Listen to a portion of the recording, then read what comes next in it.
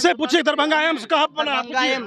Darbhanga AIIMS Bihar सरकार सुन रहे हैं कि गड्ढा में जमीन दे रहा है कहीं कोसी नदी के अंदर, वही बनाने के लिए सीमांचल में दे दीजिए साहब। दरभंगा, एक मिनट जी, अगर दरभंगा में जमीन नहीं है तो सीमांचल इलाका में दे दीजिए। सीमांचल बिल्कुल पिछड़ा हुआ इलाका है, सीमांचल को दे दीजिए। न सीमांचल में रोड है, न सीमांचल का क्या कहते हैं वहाँ रोजगार है लोगों के पास, न वहाँ हॉस्पिटल है, कोई न शिक्षा के लिए बच्चा स्कूल है। सीमांचल बिल्कुल पिछड़ा हुआ इलाका है साहब, सीमांचल को दे दीजिए। पहले मिथिलांचल में बन जाए, इसके बाद दोबारा सीमांचल में बन जाएगा। इसमें क्या बोले मोदी चाचा कि हम एयरपोर्ट बना दिए, कहाँ एयरपोर्ट बने? पूर्णिया में बोले ना एयरपोर्ट बना है, पूर्णिया बोले एयरपोर्ट बना है पूर्णिया में। हम सीमांचल की धरती से आते हैं, हमको तो कोई एयरपोर्ट नजर नहीं आया। अगर झूठा ही अधिक करते हैं, नहीं पता। दरभंगा वाले हैं आप? नहीं, दरभंगा नहीं है। दरभंगा वाले हैं? आइए दरभंगा, आइए। मिला दरभंगा वाले को एम्स मिला, मोदी जी ने एम्स दिया। तो एम्स में इलाज हो रहा है सिर्फ अंधभक्त का और किसी का नहीं हो रहा। किसका इलाज हो रहा है? अंधभक्त का। आखिर क्यों इलाज हो रहा है अंधभक्त का विषय? अंधभक्त का इसलिए हो रहा है, उसको तो दिखाई देता नहीं है, वो किसी कहीं भी इलाज करा लेता है, वो गड्ढे में जाके इलाज कराता है। बिल्डिंग में उसको पसंद है नहीं, बिल्डिंग में क्यों कराएगा वो? हाँ, तो इसे अंधभक्त का इलाज हो रहा है दरभंगा में, पूछिए इनसे। देखिए, लोकतंत्र, भारत देश एक लोकतंत्र देश है, और गलत बात अगर अंधभक्त होते ज़्यादा, अगर ज़्यादा लोग मोदी को चुन रहा है तो यानी अंधभक्त नहीं है, वो बढ़िया है। जो कम हैं वो चमचे और चुगले हैं, इसलिए वो हार रहे हैं और वो जीत रहे हैं, तो वो अंधभक्त नहीं है। तुम कौन से भक्त हो ये देख लो कि तुम हार रहे हो और जीतते जा रहा है। हाँ, एक मिनट, अंधभक्त जो बोल रहे राजीव हैं, गांधी को अभी 400 सीट मिला था, 40 सीट पर आ गया है, तो आप भी गुमान नहीं कीजिए 325 है तो 35 पर नहीं आइएगा। ठीक है, जब बढ़िया काम किया तो उसको 410 सीट मिला, उसको 410 सीट मिला, और ये भी खराब काम करेंगे तो उनका 40 आया है, इनका शून्य हो जाए मेरे तरफ से।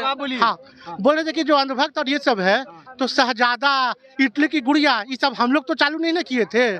डीएनए खराब है, फिर भी उनसे मिल गए नीतीश बाबू से। क्या हम मिले हैं? हम तो वोट दिए थे नीतीश और मोदी को, न कि लालू से मिलने के लिए, और आप मैंने मिल गए। ठीक है, दूसरा चीज, अंधभक्त जो सब बोल रहे हैं, तो एक चीज और है कि अगर जो जुमला जो स्टार्ट किए थे मोदी जी स्टार्ट किए थे, शहजादा, गुड़िया, सभी सब कौन स्टार्ट किया? हम यही ना किए थे सब। इससे क्या?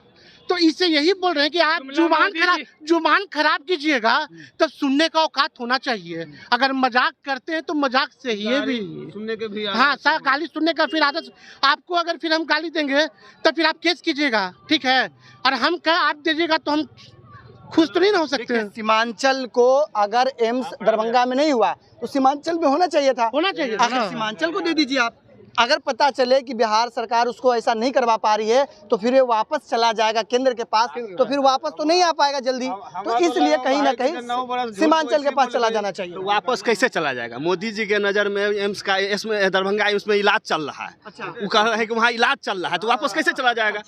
बन गया है एम्स, इलाज चल रहा है। पूछे ना मोदी जी बोले हैं कि नहीं, तो पूछे इनसे। क्या बताइए? मैंने तो नहीं सुना है कि बोले हैं कि इलाज चल रहा है, मैंने नहीं सुना है कि बोले हैं कि इलाज चल रहा है, मैंने नहीं सुना कि वो बोले हैं कि, आप सुने हैं क्या? देखिए, एक बात हम बताते हैं, इलाज चल रहा है। जैसे आया एम्स दरभंगा में, तो दरभंगा में जमीन का थोड़ा इधर उधर हुआ, तो दरभंगा में नहीं तो सीमांचल इलाकों को दे दो, क्योंकि सीमांचल इलाके में जमीन भी अख्तरुल ईमान साहब हैं, AIMIM के प्रदेश अध्यक्ष है, प्रदेश अध्यक्ष है MIM के। उनका साफ तौर पर कहना है कि भाई सीमांचल को दे दो, हम जमीन प्रोवाइड करवा रहे हैं, सीमांचल को मिल जाना चाहिए। 10 एम्स बिहार को मिल जाए, बहुत खुशी की बात है। कहीं भी किसी भी क्षेत्र में जाएंगे तो इलाज हो जाएगा, ये तो बढ़िया बात है। हम प्रवक्ता नहीं है उनका, कभी वोट देते हैं, लेकिन हमने ऐसा नहीं है कि सिर्फ बचपन से बीजेपी को ही वोट दिया, हमने लंदन में भी छपा है। देखिए क्या कह रहा है कि आपको 15 लाख कैसे मिला? 15 लाख, देखिए बात ये ना, सुनिए, हम उस थिंकिंग के नहीं हैं कि हमारे माइंड में सेट नहीं है कि मुझे इस पार्टी की विरोध करनी है। अच्छा, ये बताइए, हिंदू राष्ट्र, देखिए बाबा धीरेन्द्र शास्त्री है, वो कहते हैं भारत को हिंदू राष्ट्र बनाना है, कैसे देखते हैं? देखिए, अब इसको अब इतिहास में जाएंगे, उसको छोड़िए। हिंदू राष्ट्र अगर होना था तो 1947 में हो जाता तो बहुत सुंदर रहता, कोई रोक टोक नहीं। लेकिन उस टाइम बोले लोग कि धर्मनिरपेक्ष, तो चलने दीजिए, संविधान के अनुसार हम चलने वाले आदमी हैं, जो संविधान है हो रहा है। अभी ठीक है, हो रहा है, हो जाएगा भी हिंदू राष्ट्र, तो हम उसके लिए खुशी है, खराब नहीं है, हमारे लिए खुशी है। तो फिर मुसलमान और दलित कहाँ जाएंगे? दलित हिंदू हैं, सबसे बड़ा हिंदू है, राम है। जब राम है आप दलित। यही तो नहीं पता है कि जब हिंदू राष्ट्र दलित होगा हिंदू सबसे तो बड़ा हिंदू मनुस्मृति लागू होगा, और जब मनुस्मृति लागू होगा तो आप लोग दलित से फिर पांव दबाइए। ये कौन बोला कि मनुस्मृति लागू? हिंदू राष्ट्र का क्या, हिंदू राष्ट्र एक में हिंदू राष्ट्र का क्या आधार है? हिंदू राष्ट्र का क्या आधार है? नेपाल में क्या वहाँ दलित पैर दबाते हैं क्या? नेपाल जब था हिंदू राष्ट्र तो वहाँ पैर दबाते थे क्या दलित? या पाकिस्तान में कौन सा क्या है? पाकिस्तान मुस्लिम कंट्री बन गया साथ में ही, तो वहाँ क्या हो रहा है वहाँ? जो मुसलमान हैं, क्या ऊंचे मुसलमान में भी तो जातियाँ होती है ना, ऊंचे जाति वाले क्या, जो वहाँ संविधान के अनुसार जो ऊंचा नीचा पता नहीं, हिंदुस्तान में तो बना दिया है, बोला समानता का अधिकार। जवाब दे रहे हैं, ये बोले कि हम दलित को हिंदू मानते हैं, ठीक है, जब आप दलित को हिंदू मानते हो उसको मंदिर क्यों नहीं चढ़ने देते हो, ठीक है? और आप मुसलमान की जब मुसलमान की बात कही, सुनिए, मुसलमान की जहाँ तक आप बात किए, मुसलमान एक ऐसी कौम है,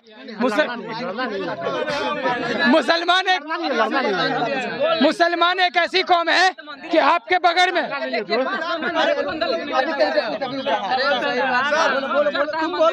देखिए, मुसलमान के बारे में जो ये बोले कि मुसलमान एक ऐसी कौम है कि मुसलमान के बगल में यहाँ पे है ना बड़ा प्रिंस भी रहेगा ना, उसके बगल में एक भिखारी नमाज पढ़ सकती है, ये है मुसलमान, ठीक है? और आप मंदिर में दलित को नहीं दोगे घुसने के लिए। भाई साहब, आप बिहार की बात करो ना।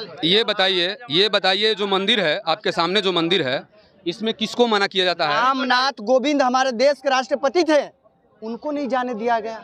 आप बताइए कौन सी मंदिर में नहीं जाने दिया? कौन सी मंदिर में नहीं? मैं यही हूँ, कौन सी मंदिर बताइए, डेट बताइए और मंदिर का नाम बताइए। बताइए, डेट बताइए और मंदिर बताइए। भारत के राष्ट्रपति को कौन मना कर देगा? आप उस मंदिर का नाम बताइए।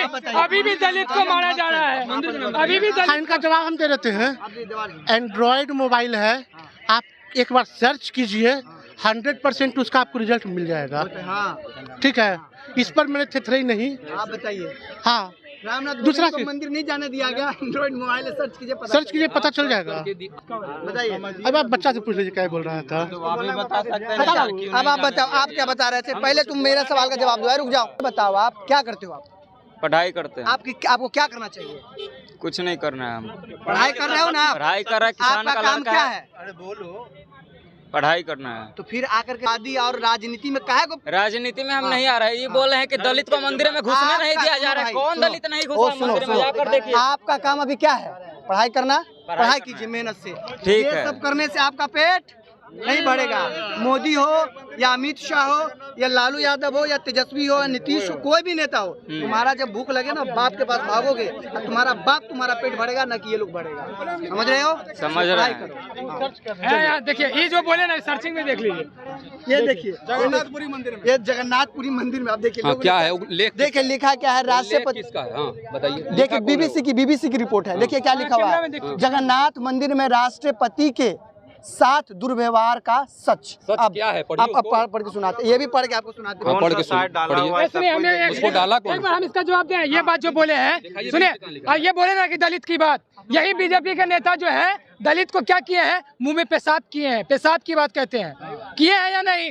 किए हैं या नहीं किए हैं। वहीं बीजेपी के नेता, वहीं जो बड़े नेता हैं पाँव धुल रहे हैं। मोदी पाँव धुल रहे हैं। मोदी पाँव धुल रहे हैं। हाँ, डेवलपमेंट में आइए ना, कहाँ एक कचड़ा में घूम रहे हैं आप? ये गडकरी की रोड नहीं दिख रही है क्या? गडकरी की रोड नहीं दिख रही है? बिजली नहीं दिख रही 24 घंटा? गडकरी की रोड नहीं दिख रही है? जब रामनाथ गोविंद मंदिर में जाते हैं तो उनको रामनाथ गोविंद मंदिर में जाते हैं तो उनको ये सब न्यूज झूठा न्यूज है। ये बीबीसी झूठा। और आप ये देखिए कि आपको पटना से बक्सर हाईवे दिख रहा है, आपको पटना से बक्सर हाईवे दिख रहा है, आपको पटना से मोहनिया हाईवे दिख रहा है, ये नहीं दिख रहा है आपको? 6 लाइन, 8 लाइन। हम भूमिहार हैं, ठीक है? एक बहुत अच्छा चीज बताते हैं। ईश्वर चंद्र विद्यासागर, ठीक है, विधवा विवाह किए, फिर राजा राम मोहन रॉय सती प्रथा खत्म किए, ठीक है? अगर सही में अगर हम हिंदू हैं, कल को मेरी बहन अगर सुनिए कल को अगर मेरी बहन विधवा हो जाती है, उसका हस्बैंड अगर मर जाते हैं, हम उसको सती कर दें? हाँ या ना? हम तो खुद हम बड़ा जाति से हैं। क्यों? हाँ, अगर हाँ, मेरी बहन है, ये गलत हुआ होता था कि नहीं होता था? बताओ बाबू, तुम्ही से हम पूछते हैं, पढ़ते हो ना? ईश्वर चंद्र विद्यासागर का कभी नाम सुने हो? उसको पढ़ना जा करके। जा बाबू, तू पढ़ जाके। अब दलित और बुनियाद फिर देखो, तुमको पढ़ने का वक्त है, तुम पढ़ाई करो। राजा राम मोहन रॉय के बारे में नहीं जानते हो? तुम्हारा धर्म सिर्फ एक है, पढ़ाई। आपका धर्म क्या है? हिंदू है। धर्म पे माते नहीं बर्बाद कर दिया एकदम। नहीं। अब इनका धर्म आप समझिए। हाँ। बच्चे का ये बच्चे का हमने कहा कि आपका धर्म पढ़ाई तो कर, हम यही बोल रहे हैं, हम लोग में गुरुकुल का सिस्टम था, ठीक है, था कि नहीं?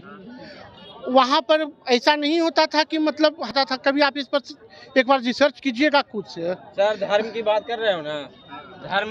धर्म हमारा क्या सिखाता है बताइए? धर्म तुम जप रहे हो, धर्म की बात आएगा तो हम ये करेंगे वो करेंगे। बच्चा वो अब डेवलपमेंट। अच्छा, शिक्षा पर अभी बताइए। शिक्षा पर एक मिनट, शिक्षा पर एक चीज बताइए। आज शिक्षा का क्या हम लोग का है? सिलेबस कितना दिन से अपडेट नहीं हुआ है? बताइए। बिल्कुल ठीक है, बिहार बोर्ड तो हमारा देश आज़ाद हुआ था मौलाना अब्दुल कलाम आज़ाद के नेतृत्व में, जब जो बना था वो पूरा कारिकुलम कि बच्चों को 14 साल शिक्षा होगी और भी तमाम चीज़ें, वही कारिकुलम पे अब तक हमारा देश चल रहा है। अब बताइए, शिक्षा नीति तो आ गई, लेकिन सिलेबस क्या हो रहा है? बस वही ना साहब, सिलेबस में चेंजिंग हो रहा है। देखिए अब सुनिए, बताइए। देखिए साहब, देखिए बहुत सारा कुछ चेंज हो गया। लागू कागज पे क्या चेंज नहीं? कागज पे आपका नाम हो सकता है राम, मेरा नाम हो सकता है रहीम, लेकिन असल में हम क्या है उस पर नहीं। देखिए, ये ऐसा नहीं है कि एक दिन में ये बदल जाएगा। इसका सेशन आ रहा है, सारे सेशन शुरू हो रहा है अगला साल से BA 4 साल का होने जा रहा है। आप ये समझिए, उसको लेकर के भी आंदोलन है। बच्चे नाखुश है कि जब 3 साल का ग्रेजुएशन था तो उसको बिहार सरकार 8 साल लगाती थी, अब 4 साल हो गया तो 16 साल लगाएगी। तो इसीलिए ये बिहार सरकार की कमियां है। बिहार सरकार सोचे कि मुझे उस 4 साल को उसको पूरा करना है, और पहले जो 3 साल था, 1 साल की कोई वैल्यू नहीं थी, 2 साल की कोई वैल्यू नहीं थी। अब 1 साल की वैल्यू होगी, 2 साल की वैल्यू होगी, सबकी अलग अलग डिग्री होगी। 1 साल करके छोड़ता है तो उसकी एक मान्यता है, 2 साल करके आप लोग ये समझाइए, आप लोगों को समझाइए कि बच्चे ये नहीं, मिलेगा उसको। हाँ, ये ऐसे नहीं, ऐसे उसका फायदा है। नहीं, इस बार पे इनसे सपोर्ट हम करेंगे इनका। हाँ, चलिए, तो देखिए जब लोग अपने आपस में सपोर्ट करने लगे, मतलब सहमति बन गई, और आने वाला 2024 का इलेक्शन है, हमें देखना ये है कि आखिर जो 2024 का इलेक्शन है, 2024 के इलेक्शन में देश के प्रधानमंत्री कौन बनते हैं।